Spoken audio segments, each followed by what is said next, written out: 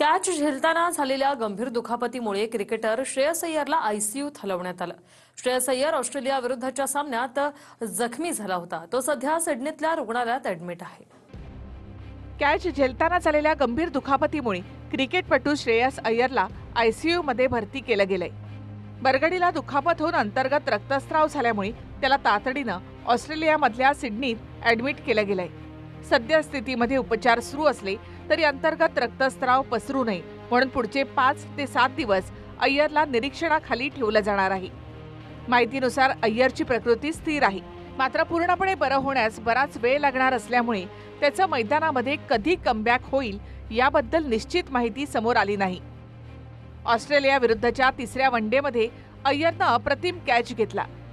Backward पॉइंटवरून मागे धावत अय्यरनं टिपलेल्या कॅचमुळे Alex carry बाद झाला, मात्र कॅच नंतर तोल गेल्यामुळे त्याच्या बरगडीला गंभीर दुखापत झाली। दुखापतीनंतर मैदानाच्या बाहेर नेत अय्यरवर उपचार सुरू झाले।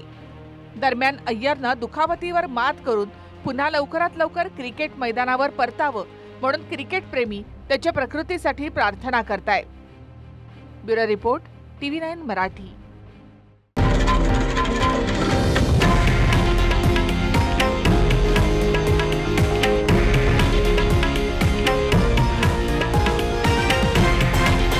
हे आहे देशातील नंबर 1 न्यूज नेटवर्क आणि आपण पाहत आहात TV9 मराठी, एकमेव।